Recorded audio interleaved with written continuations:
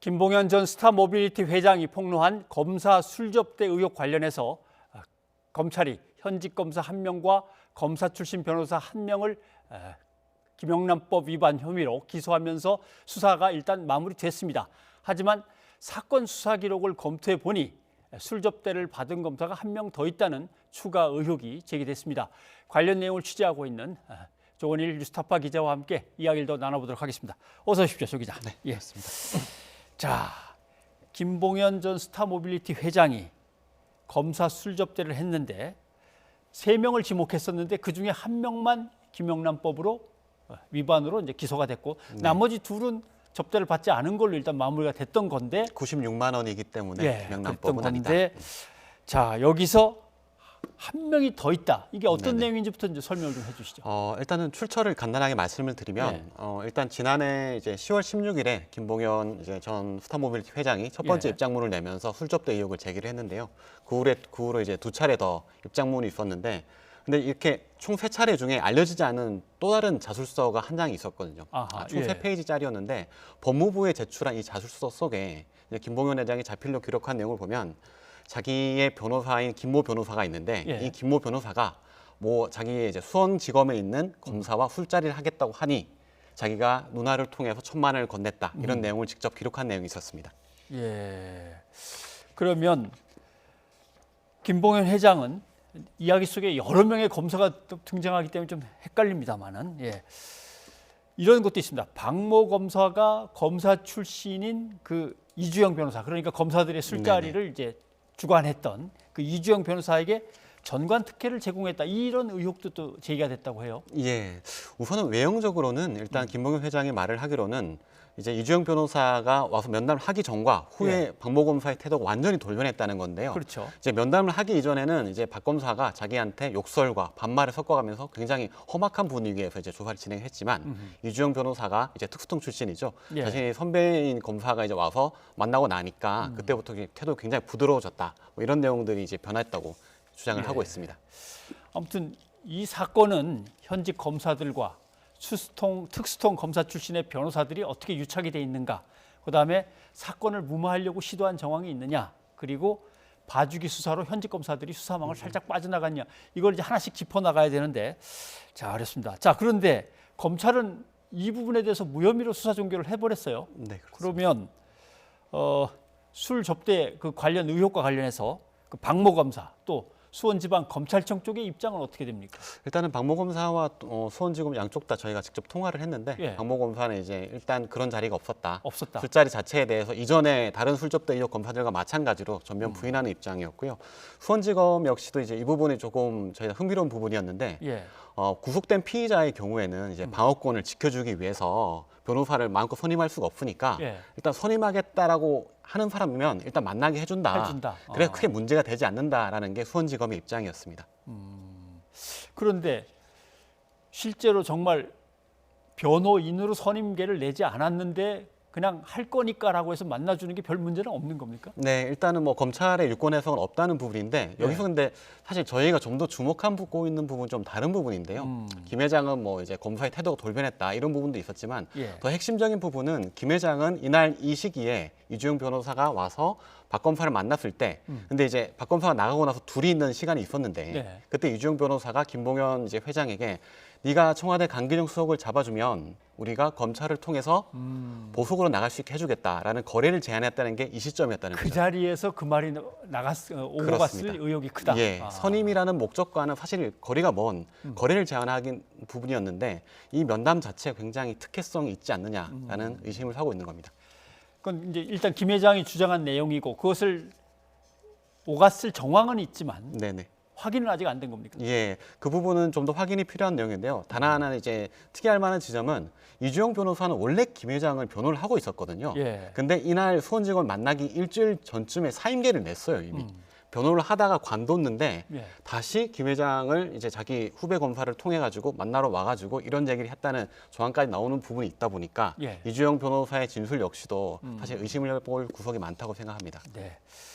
근데 이제 사실은 국민들이 이 사건을 보면서 또 하나 궁금한 거는 옥중에 있는 사람이 물론 죄를 지고 이제 감옥에 가 있습니다만은 내가 겪은 일 중에 이런 게 있다, 검사들에게 술 접대를 했다. 이제 폭로하는 편지를 냈단 말입니다. 그게 언론에 보도되고 그 뒤에 급하게 그 검사 출신 변호사와 검사들이 사건을 무마하기 위해서 어떻게 움직였느냐 그 정황이 조금씩 드러나긴 했는데 확인이 안 됐거든요. 여기 이번에는 어떻습니까?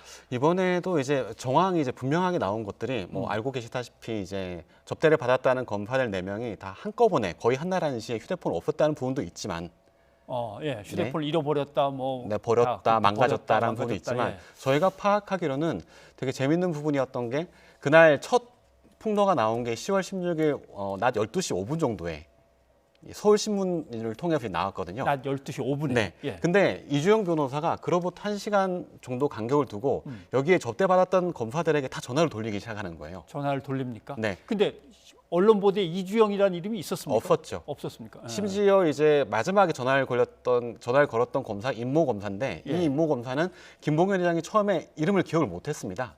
누군지는 모르겠는데. 네, 얼굴은 기억나는 누군지 모르겠다라고 얘기했고 실제로 김봉현 회장이 검찰이 이제 조사하면서 내몬 사진을 보고 지목한 건 며칠이 지나서였거든요. 예. 근데 이주영 변호사는 그 단시간 내에 모두 알고 전화를 돌린 셈이 되는 거죠. 뭐 누군지 모르지만 젊은 검사가 하나 있었다는 게 바로 그 사람인데. 네, 임모 검사를 말하는 이름이 겁니다. 누군지도 몰랐는데 이 변호사는 미리 다 전화를 네, 돌렸군요.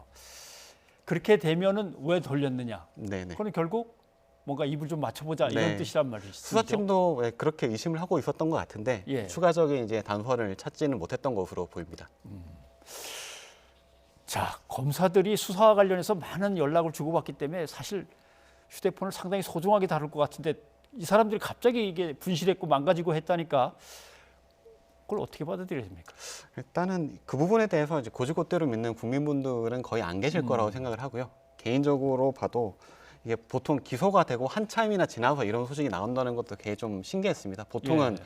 검찰이 수사가 잘 안 되면 언론을 통해서 뭐 이런 이제 수사 내용들 하나씩 흘러가면서 예. 기사화시키고 그로 인해 수사 동력을 얻는데 수사가 다 끝나고 한참 동안 이런 사실조차 알려지지 않았다는 게 굉장히 좀 이례적인 일이 아니었나 싶었습니다. 근데 예를 들면 제가 휴대폰을 잃어버렸습니다. 그건 거기 담긴 내용은 꺼내 쓰지 못하지만 그게 사용한 어떤 흔적은 기지국이나 이동통신 네네네. 관련해서 남아 있는 거 아닙니까? 맞습니다. 어디에서 사용을 몇 분 정도 했다. 네네. 또 어디로 가서 또 몇 번 했다. 그건 확인이 안 되는 겁니까? 그 위치와 실제로 통화 내역들은 다 확인을 했습니다. 예. 하지만 이제 이 해당 검사들과 이주영 변호사 모두가 다 엉뚱한 이야기를 하는 거죠. 왜 전화를 그 당시 그 시점에 하필이면 했습니까? 라고 물으면 이주영 변호사의 답은 예를 들어서 기사가 났는데 나인 것 같아서 들어봤다. 그리고 친한 후배 검사니까 넌 어떻게 봤냐? 궁금해 전화 받다. 해봤다. 뭐 이런 정도로 피해 나가고 있는 거죠. 하하, 왜 전화했냐? 그냥 뭐 사건이 관심이 갈 만한 내용이니까 한번 아는 사람들한테 예, 전화를 돌렸다. 맞습니다. 예, 뭐 아무튼 그렇다니까. 예. 근데 사실 어떻게 보면 딱 떨어지는 확인되는 증거가 없어서 지금 이것도 김봉현 회장의 일방적인 진술 내용이고 이쪽에선 다 부인하고 이걸 어떻게 봐야 될 것 같습니까? 전 당연히 김봉현 회장 역시도 수원 여객 사건을 비롯해서 라임과 연루된 상당히 큰 규모의 범죄의 피의자이기 때문에 예. 100% 신뢰를 할 수는 없다고 생각합니다. 그럴수록 당연히 이제 증거관계를 통해서 규명하는 게 검찰의 역할이라고 생각하는데 아시다시피 이미 검찰이 자기네 이제 식구들이 이제 예. 증거를 대대적으로 동시에 입증하는데 사실 눈 뜨고 바라봐 온 입장밖에 되지 않고 반대로 김봉현 회장이 주장했던 검사 접대에 대해서는 검찰 스스로 인정을 하지 않습니까? 그리고 이제 윤곽근 고검장 역시도 이제 저희 그쪽에서 돈을 받았다는 부분들을 검찰이 인정했기 때문에 예. 검찰 스스로도 김봉현 회장의 진술을 모두 다 부인하고 있지 못하는 걸로 보입니다. 이 상태에서는 당연히 검찰 측이나 접대를 받았다는 검사들 혹은 비리 연루된 사람들 역시도 증거관계로 입증을 해야 될 텐데 예. 김봉현 회장에 대한 피의자 신분이니까 일방적으로 신뢰할 수 없지 않느냐라는 공격만으로는 객관성을 좀 얻기가 힘들다고 봅니다. 알겠습니다. 지금 구속된 윤곽금 고검장 얘기를 꺼내셨는데 라임 사건 아닙니까? 네, 그렇습니다. 상당히 심각한 사건인데 눈에 또 확 띄는 부분이 검찰이 압수수색하고 수사를 하면 뭔가 기민하게 아주 움직일 텐데 미리 전화를 해서 검찰이 압수수색하러 갈 거니까 청소 좀 잘해라 이 얘기가 오고 갔다는 거죠? 네, 맞습니다.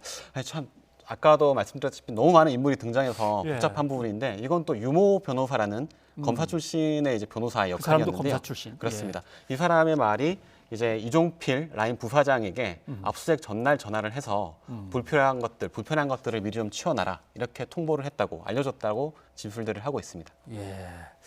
자, 지금 이것은 이제 그 한 수사 기록을 전부 다 이제 입수를 하셔가지고 하나씩 분석해 나가고 있는 중이군요. 예, 맞습니다. 앞으로 나올 것들이 더 있습니까?